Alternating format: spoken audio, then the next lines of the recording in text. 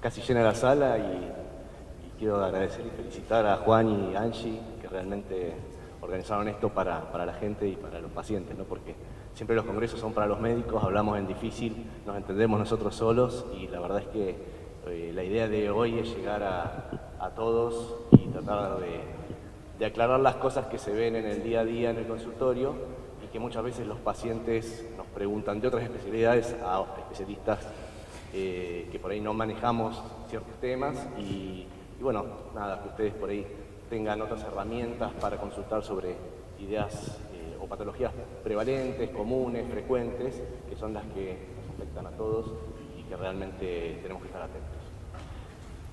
Entonces hoy vamos a hablar de una amenaza muy ruidosa. Y yo les quiero preguntar a ustedes si saben o si alguna vez se preguntaron ¿para qué dormimos? ¿Sí?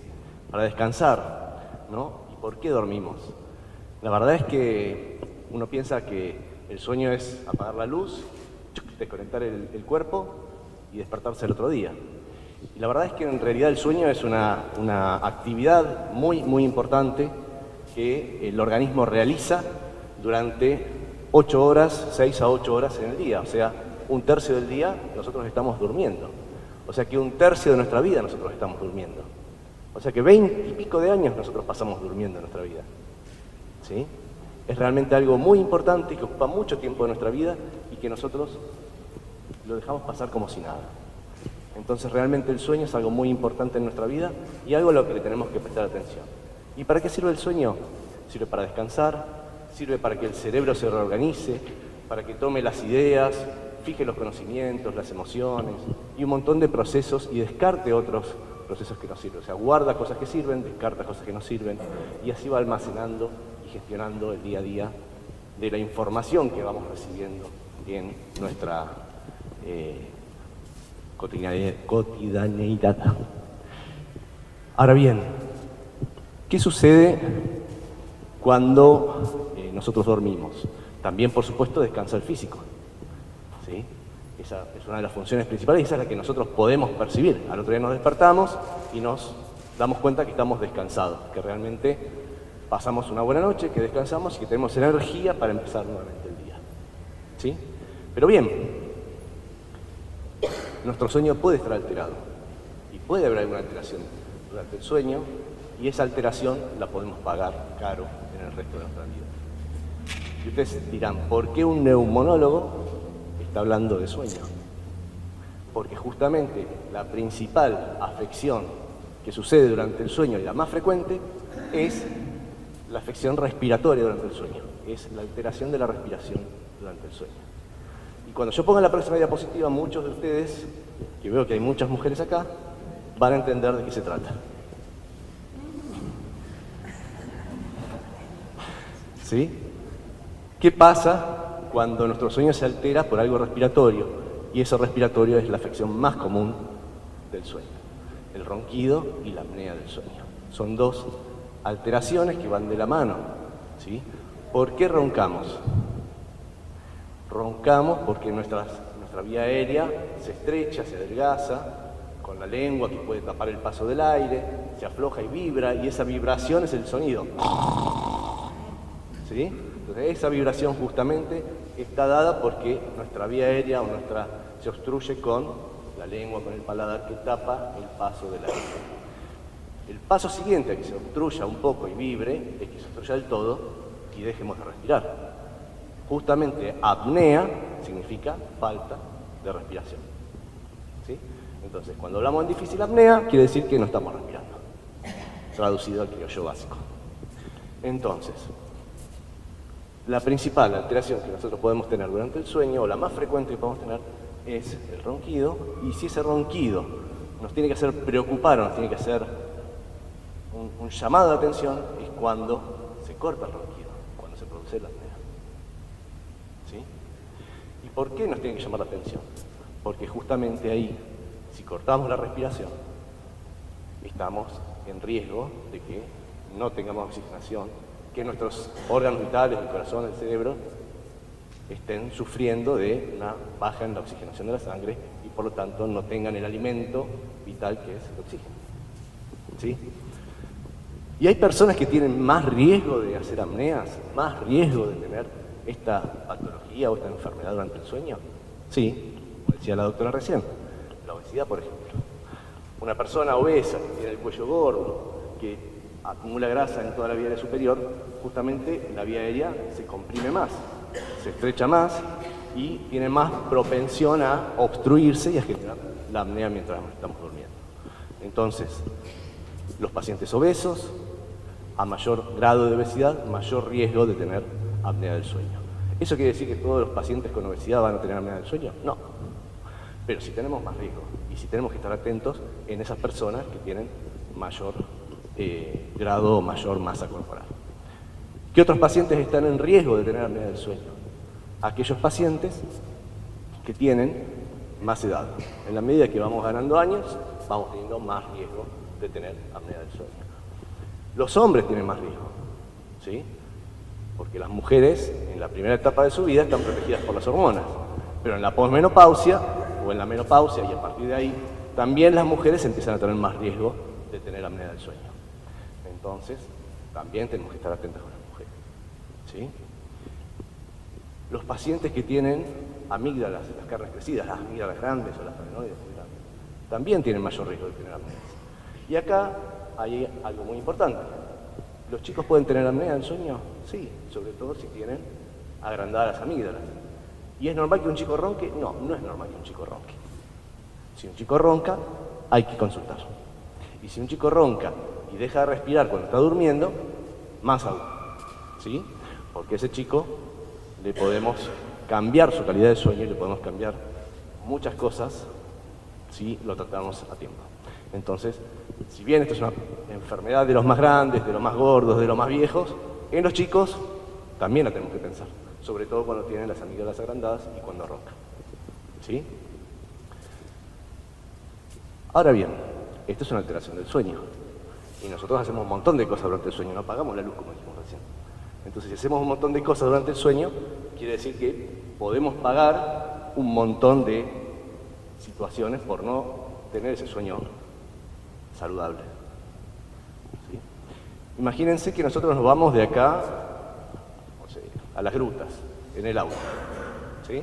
Prendemos el auto, cuando vamos, se nos para el motor. Arrancamos de vuelta y seguimos, ¿sí?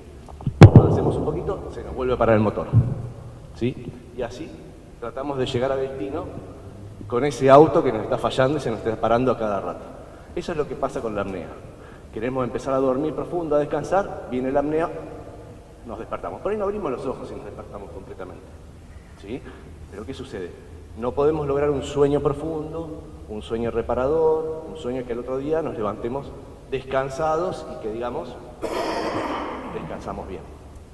Entonces ese motor que se viene parando, ese cerebro que viene todo el tiempo como activándose, desactivándose, activándose, desactivándose, tratando de descansar, y que no puede, hace que al otro día paguemos ciertos síntomas o ciertas consecuencias. ¿Cuáles son?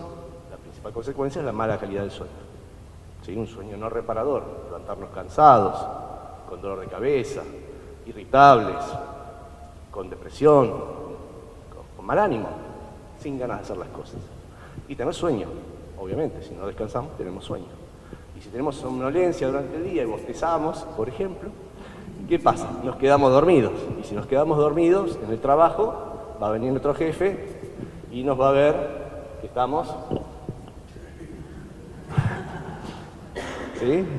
Entonces, la somnolencia es uno de los primeros o de los principales síntomas del día a día. Y además tiene connotaciones graves. ¿Qué pasa si nos quedamos dormidos manejando? ¿Sí? Es una causa de accidentes de tránsito. ¿Sí?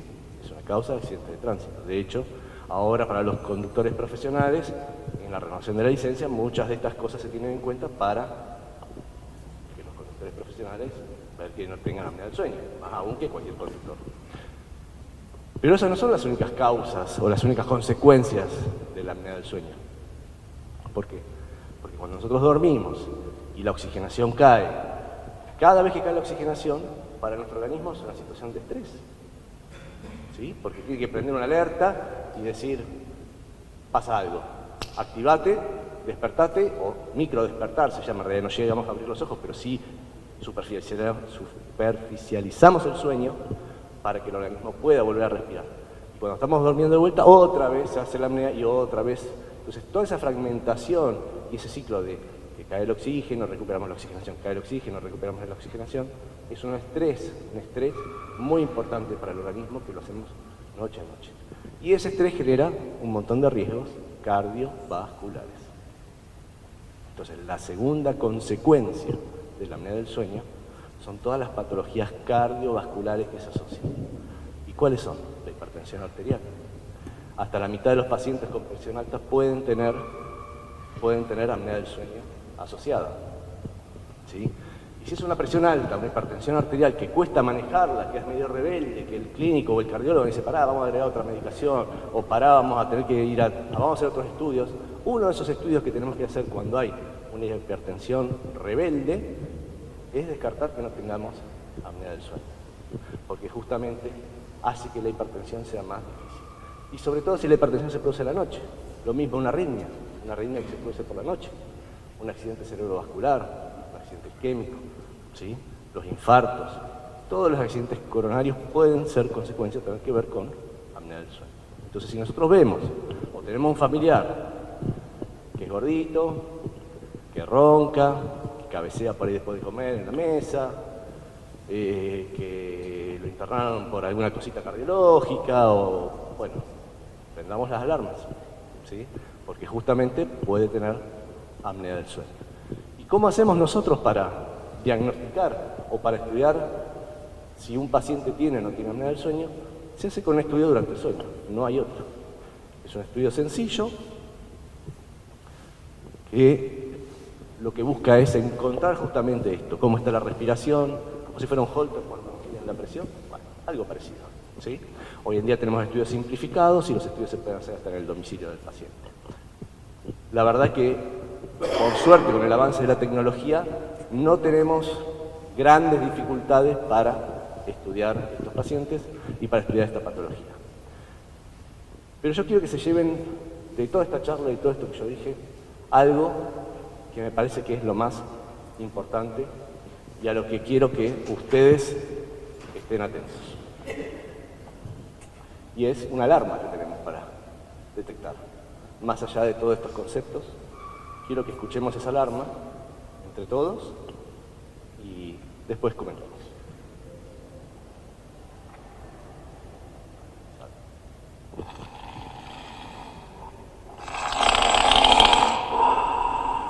Ronca. Si ronca, respira, ¿no? Por lo menos ronca.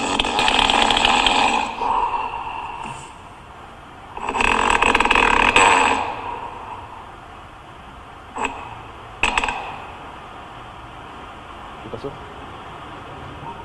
No respira, no ronca, no respira. No respira. No respira.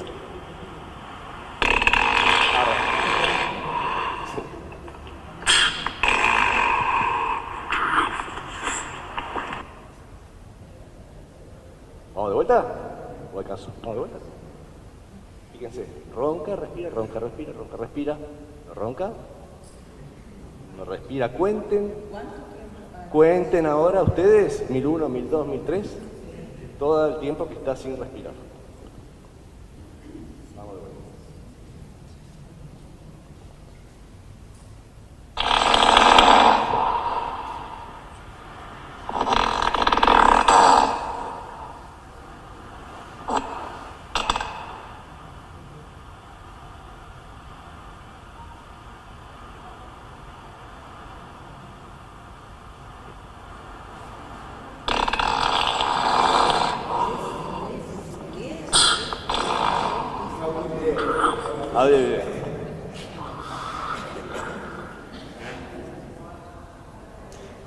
Probablemente alguna vez hemos escuchado esto, en algún familiar, en algún conocido. Bueno, ese paciente tiene que hacerse un estudio del sueño y tenemos que ver qué grado de apnea está haciendo. Cuando esto se repite regularmente durante la noche, realmente es una situación de riesgo. El paciente a la noche puede enroscar la cama, puede moverse mucho, patalear o mover las piernas cuando sale de las apneas. Pero este ruido quiero que por favor lo tengan grabado y que lo tengan en mente como una señal de alerta, y que si conocen a alguien que duerme así o no duerme así o trata de dormir así, por favor lo manden al médico a estudiarse. Muchas gracias.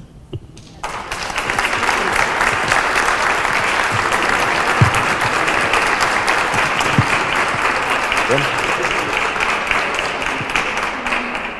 Bueno, tenemos un ratito para las preguntas, no sé, Juan, cuánto. Sí.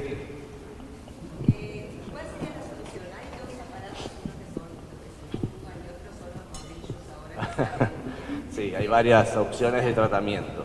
Digamos, muchas de las cosas que se ven en internet o en Instagram son más comerciales que otra cosa. Lo ideal es hacer la consulta con un profesional que haga el diagnóstico adecuado y en función de eso ver el tratamiento adecuado, porque la verdad es que hay muchas cosas dando vuelta y lo importante es que se haga la consulta. Por ahí creo que no da para hablar mucho de las opciones de tratamiento. Hay varias cosas y hay opciones de tratamiento, y los tratamientos realmente mejoran la condición, mejoran la somnolencia, disminuyen riesgos de patologías asociadas, como veníamos hablando, y lo más importante es hacer la consulta. Se puede utilizar distintas estrategias terapéuticas, por supuesto, que siempre para el tratamiento hay que tener en cuenta las medidas básicas. O sea, si el paciente tiene obesidad, bajar de peso, si tiene las adenoides grandes, probablemente el otorrino las podamos operar. Hay un montón de cosas, tratar de adecuar las horas de sueño, evitar consumir sedantes y alcohol antes de irse a dormir, un montón de cosas, digamos, estándar o habituales, o se llaman higiene del sueño, ¿sí? Y después, si hace falta algún tratamiento extra, obviamente ver cuál es el más adecuado e implementarlo. ¿Pregunta? Sí. Por ejemplo, entiendo que hay un tratamiento así, agradezco como la respuesta a la pregunta de García, pero por ejemplo, para la cuestión respiratoria y quisiera eso, poniendo a la persona de costado, podría ser una solución momentánea, no sé si te ahoga. La pregunta es muy buena porque muchas veces las apneas se producen predominantemente cuando se está boca arriba, y eso se llama apnea posicional. Cuando se está boca arriba se hace apnea, cuando se está de costado no se hace apnea. Pero eso hay que verlo con un estudio, y si es así, obviamente hay que evitar la posición boca arriba. Que hay ciertas estrategias también para hacerlo, siempre y cuando va a mejorar, siempre y cuando realmente sea una apnea posicional, o sea, solamente se produzca boca arriba. Pero hay pacientes que hacen apnea boca arriba, de costado, boca abajo y en todas las posiciones, y en ese caso cambiarlo de posición no lo va a mejorar. Ah, bueno. Sí, perdón.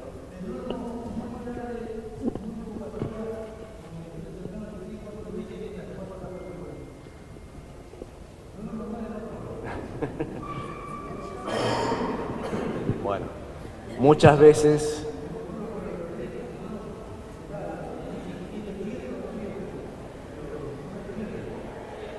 a veces, digamos, en las distintas etapas de la vida uno va teniendo distintas demandas o distintas horas de sueño. Uno cuando es bebé duerme mucho, cuando es adolescente vuelve a dormir mucho, cuando está en la edad adulta laboral puede dormir menos, y después cuando... ¿A dónde quiero ir? Vamos a tratar de responder esto para que sirva para todo el mundo. Hay distintas etapas de la vida donde uno duerme más y distintas etapas de la vida donde duerme menos. En los extremos de la vida, en general, uno va perdiendo horas de sueño en cuanto a que cada vez el sueño se va cortando más. Lo que habría que ver, es, puntualmente en su caso, sí. No es como Neustadt, que dormía a las 3. Bueno, hay que ver cada caso puntual. Gracias. ¿Alguna otra pregunta? Sí.